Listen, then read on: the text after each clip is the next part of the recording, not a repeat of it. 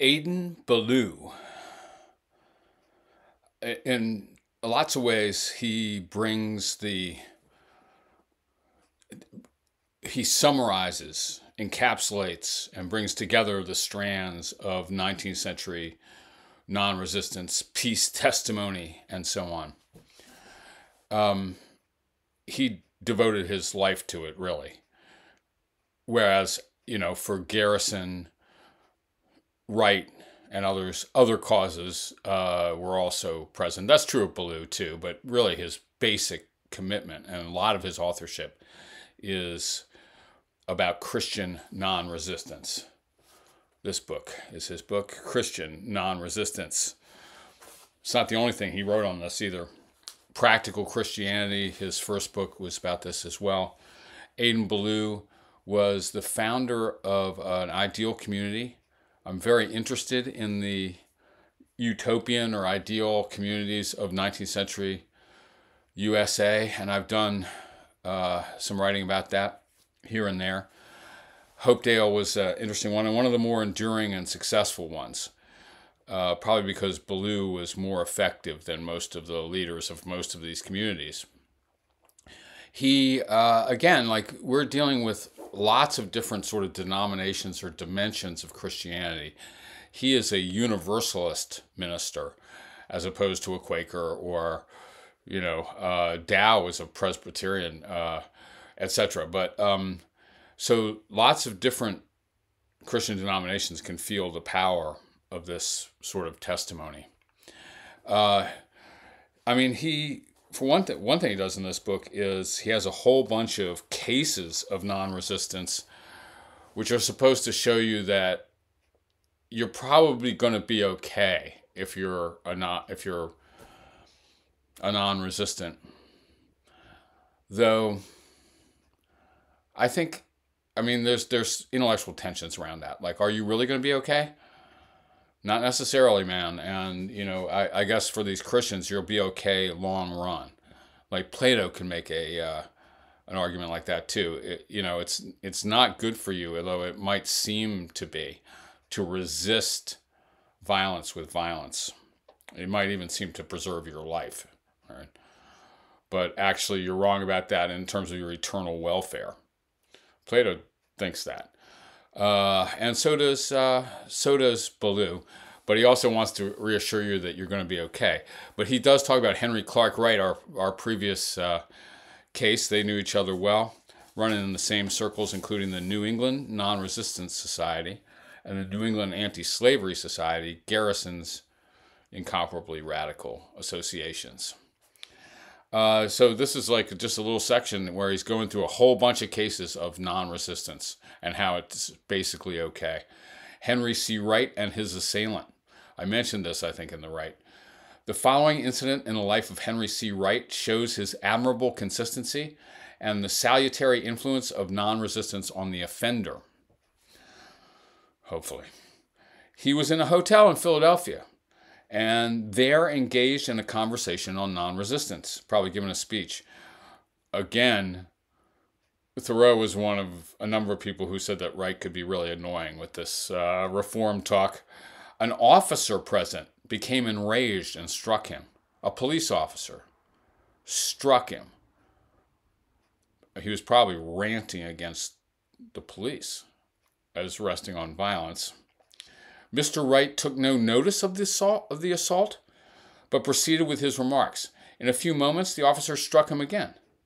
Friend Wright, not a Quaker, but a friend Wright, but Ballou's friend, still preserved his equanimity. Like you might say friend, sort of like comrade at this point. Still preserved his equanimity and continued the conversation. His assailant struck him a third time and nearly knocked him down. He recovered himself, and though much injured by the blows of his opponent, took him by the hand and said, "I feel no unkindness toward you and hope soon to see you at my house." Yeah, I wouldn't say that to someone who just punched me in the face. I sincerely hope never to see you again, but Henry Clark Wright was filled with the fire. He then left the company and returned home. Mr. Wright saw his assailant much sooner than he expected, for he was called up at dawn next morning by the very man who had struck him the previous evening. He exclaimed as he entered the house, "Can you forgive me? I've been in agony all night. I thought you would strike again, or I never should have struck you. He that is slow to anger is better than the mighty, and he that ruleth his spirit than he that taketh a city." All right, so, I mean, at least that shows that people like Wright were consistent in their own behavior, you know? And again, this is the kind of thing that you might not know how you would respond to being punched in the face by a police officer until it really does happen, as you talk about non-resistance. Now, all right, the thing about Ballou's presentations is that they are a lot more, they're longer, they're more systematic, and you can see that he thinks he's setting this stuff out systematically for the first time. Like, you can see that he thinks that all the basic terms need to be carefully defined, and the arguments need to be scriptural arguments and moral arguments, historical arguments, and so on, need to be extremely carefully, systematically put forward one after the other. Like, this is a philosophical, attempt to present Christian non-resistance in its most plausible manner.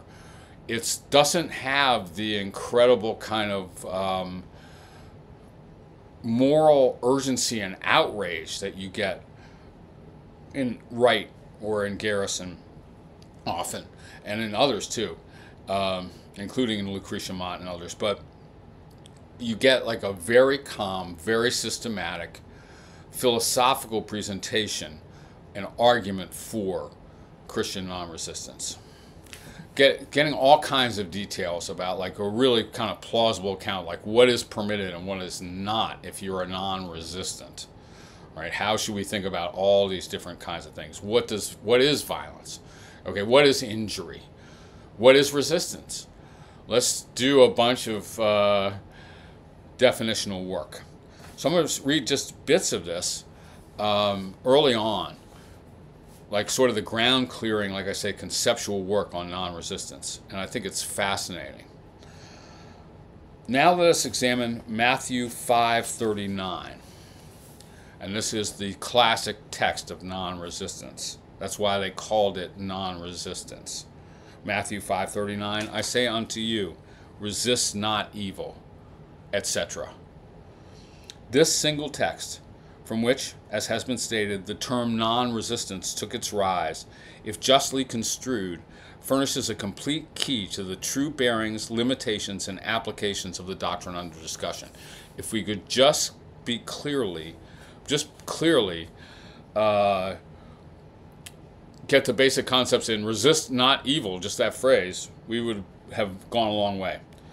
This is precisely one of those precepts which may be easily made to mean much more or much less than its author intended. Like, it really needs clarification. It is in the intensive, condensed form of expression and can be understood only by a due regard to its context. And now, we can kind of spell this out in a book-length manuscript, really. Like, what does this really mean? There's a lot to be said.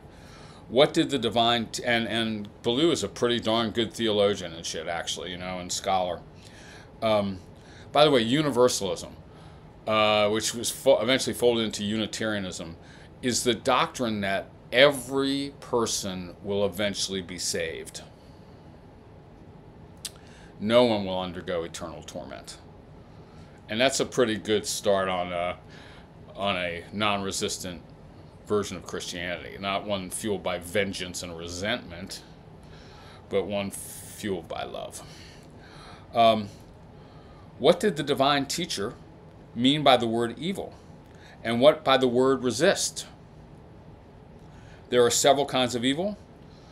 Pain, loss, damage suffered from causes involving no moral agency, or natural evil. That's one kind of evil. And this is very typical of Ballou's presentation, systematic taxonomies and so on. 2, sin in general, or moral evil. 3, temptations to sin, or spiritual evil. And 4, personal wrong, insult, outrage, injury, or personal evil. 4 kinds of evil: natural evil, spiritual evil, personal evil, moral evil. Which of these kinds of evil does the context show to have been in our Savior's mind when he said, resist not evil? Was he speaking of fires, floods, famine, disease, serpents, and wild beasts, or any other merely natural agent? No. Then of course he does not prohibit our resisting such evil. Was he speaking of a sin in general? No. Then he of course does not mean to prohibit our resisting such evil by suitable means, resisting sin by suitable means. Was he speaking of temptations addressed to our propensities and passions, enticing us to commit sin? Temptations, spiritual evil? No. We can fight that. Then of course he does not prohibit our resisting the devil, withstanding the evil suggestions of our own carnal mind, and suppressing our evil lusts. Was he speaking of personal evil, injury personally inflicted by man on man? Injury personally inflicted by man on man. And he does real, systematic work trying to define injury as well. Yes. Ye have heard that it hath been said, an eye for an eye, and a tooth for a tooth. But I say unto you, that ye resist not evil, i.e., personal outrage, insult, affront, injury. The word evil necessarily means, in this connection, personal injury or evil inflicted by human beings on human beings. That's what, as non-resistance, we will not do, and we will not resist injury of one person by another. But what did Jesus mean by the words resist not? There are various kinds of resistance which may be offered to personal injury when threatened or actually inflicted. There is passive resistance, a dead silence, a sullen inertia, a complete muscular helplessness, an utter refusal to speak or move. Does the context show that Jesus contemplated pro or con any such resistance in his prohibition? No. You can do that. And that did turn out to be a nonviolent tactic, of course, just like I just go limp. No, there is an active, righteous, moral resistance, a meek, firm remonstrance, rebuke, reproof, protestation. Does the connection show that Jesus prohibits this kind of resistance? No. Righteous, moral resistance, meek, firm remonstrance. There is an active, firm, compound moral and physical resistance, uninjurious to the evildoer and only calculated to restrain him from deadly violence or extreme outrage. Was Jesus contemplating such modes of resisting personal injury? Does the context show that he intended to prohibit all resistance of evil by such means? Active restraint to try to keep a person from injuring themselves? No. There is determined resistance of personal injury by means of injury inflicted, as when a man deliberately takes life to save life, destroys an assailant's eye to save an eye. It's very explicit in Mark. We're getting rid of that Old Testament view. Inflicts a violent blow to prevent a blow, or as when, in retaliation, he takes life for life, eye for eye, tooth for tooth, hand for hand, etc., or as when, by means of governmental agencies, he causes an injurious person to be punished by means of governmental agencies, he causes an injurious person to be punished by the infliction of some injury equivalent to the one that he has inflicted or attempted. It was of such resistance as this that our Savior was speaking. It is such resistance as this that he prohibits. His obvious doctrine is, resist not personal injury with personal injury. All right.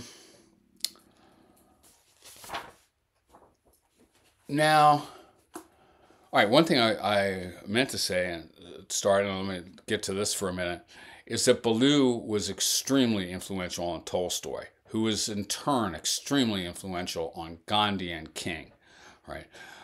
So in The Kingdom of God is Within You by Tolstoy, right after he quotes Garrison's Declaration of Sentiments in full, he quotes several long passages by Adin Ballou.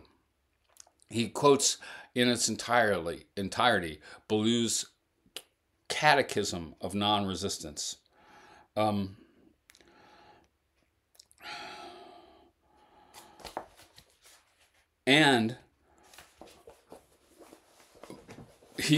Ballou corresponded with Tolstoy. Ballou lived till 1890, and Tolstoy at that time was developing his non-resistant positions, and Ballou, and so he's corresponding with people to try to figure out the history of non-resistance, and Ballou sends him all his publications, but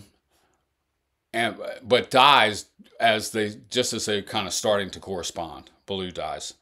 But Tolstoy presents him as or even the fundamental influence of Tolstoy's later, more systematic presentations of non-resistance.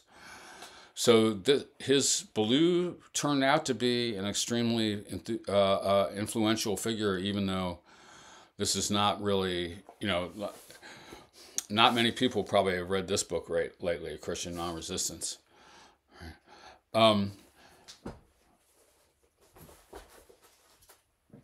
So I think that's an important thing to know about this whole movement. I would like to talk a little bit about Ballou's anti-statism, and we were talking about right and the non-resistant argument basically against the political state.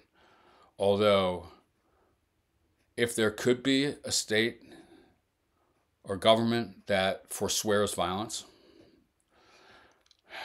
then there could be a legitimate government according to Ballou and Wright. Right? One thing about Ballou's arguments, which are very, there's, the last podcast I did was Totalitarians of Western Philosophy, and I was ragging on social contract theory, but I've done that 1,000 times in 1,000 publications and so on.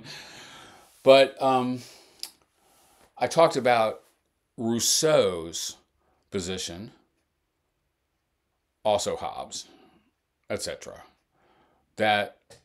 and Hegel's, that if you enter into a social contract, you are the author of the laws that are enforced on you. Actually, Hegel doesn't exactly have a contractual view. It's more profound than a contract, the unity of us all in the state.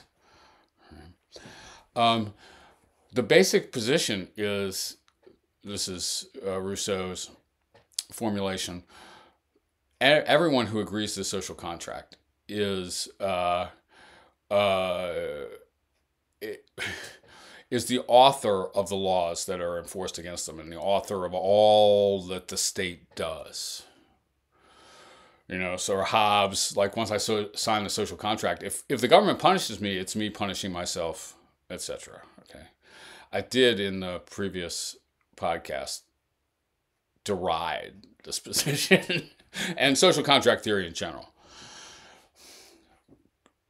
because for one thing, it starts out with government is legitimate only because of the consent of the governed, and then it says the government is legitimate, and it says that the government haven't consented at all. It's a tacit consent. It's a hypothetical consent, even by Rawls. It's what you would consent to, and maybe this is Rousseau too. It's what you would consent to were you rational by our standards.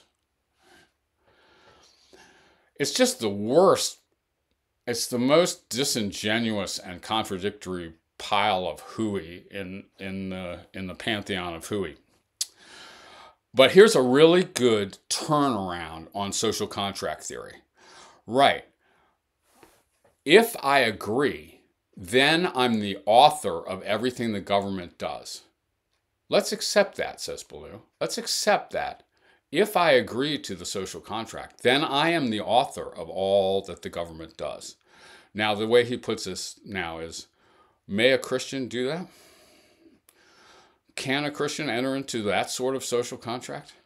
And his answer is absolutely not, because then you're the author of the wars and shit, and the conscriptions, and the prisons. And that is completely verboten for a Christian, or for a decent human being, or, you know, let's go with Gandhi, for a Hindu, for a Buddhist. Okay, it's prohibited. So, if Rousseau is completely right, no Christian can enter into any of these kinds of contracts whatsoever. And no decent person can do so, because that will make them responsible for all the killing and shit. It's a killer, man. I mean, it's a killer as an argument. As constituent supporters of human government, whether civil or military, or a compound of both, in its state or national sovereignty, men are morally responsible for all constitutions, institutions, laws, processes, and usages which they have pledged themselves to support, or which they avowedly approve, or which they depend upon as instrumentalities for securing and promoting their personal welfare, or in which they acquiesce without positive remonstrance and disfellowship. So he's got all the tacit agreement in there too. And he's saying all of this is completely prohibited for a Christian by God. Thus, if a political compact, a civil or military league, covenant, or constitution requires, authorizes, or provides for, or tolerates war, bloodshed, capital punishment, slavery, or any kind of absolute injury, offensive or defensive, the man who swears, affirms, or otherwise pledges himself to support such a compact, league, covenant, or constitution is just as responsible for every act of injury done in strict conformity thereto as if he himself had personally committed it.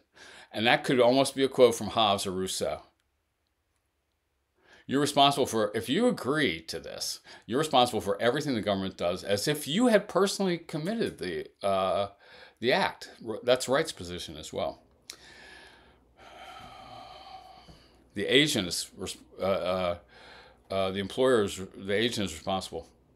He is not responsible for abuses and violations of the Constitution, but for all that is constitutionally done, he is responsible.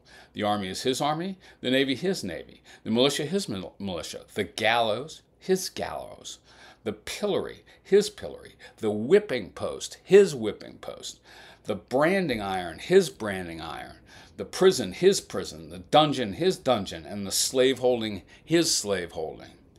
When the constitutional majority declares war, it is his war. All the slaughter, rapine, revenges, robbery, destruction, and mischief committed under that declaration, in accordance with the laws of war, are his, are yours, if you agree. Nor can he exculpate himself by pleading that he was one of a strenuous anti-war minority in the government. He was in the government. He had sworn, affirmed, or otherwise pledged himself that the majority should have the discretionary power to declare war. Locke says this exactly. Like, if you agree to a social contract, you have agreed to be determined by the majority. He tied up his hands with that anti-Christian obligation to stand by the majority in all the crimes and abominations inseparable from war. It is therefore his war. Its murders are his murders. Its horrible injuries on humanity are his injuries. They are all committed with his solemn sanction. There is no escape from this terrible moral responsibility but by a conscientious withdrawal from such government and an uncompromising protest against so much of its fundamental creed and constitutional law as is decidedly anti-Christian. He must cease to be its pledged supporter and approving dependent. And you can do this in a secular way. This is so close to Ballou's close contemporary. This is written right near civil disobedience. I should have looked up the years and everything. Within a few years of civil disobedience. And Thoreau argues in a secular way exactly the same thing. Like, okay,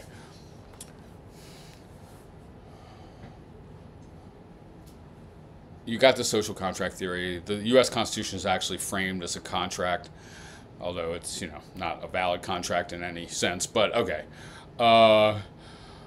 and it collectivizes, social contract theory collectivizes government actions. And hence it collectivizes government violence, war, incarceration, kidnapping, etc. Okay. So, yeah, there's no agreeing to that social contract without being morally culpable for all the actions of that government. And that's exactly what Rousseau and Hobbes and Hegel want, is for everyone to be more collectively morally responsible. Well, Ballou just says, like, okay, well, that means that no Christian and no decent person can possibly, everyone is obliged to hang back, conscientiously withdraw, conscientiously reject and withdraw from the actions of that government and the financial support of that government. That's, I mean, again, this is exactly the Thoreau position. Of course, a social contract theorist just goes like, well, that's impossible. No human being can conscientiously withdraw from a social contract. To which the only answer is like, wait, this is not contract, this is not agreement, this is not consent. I don't know what you're doing, but it's a bunch of hooey, man. Like, it's just a... It's, all of this is an attempt to justify violence, and all of this is a pathetic nest of ridiculous contradictions. Ballou shows that really amazingly clearly and at length. All right, Adin Ballou. Lucretia Mott must be next. Should have had more women already, but we'll get to Lucretia immediately, if not sooner.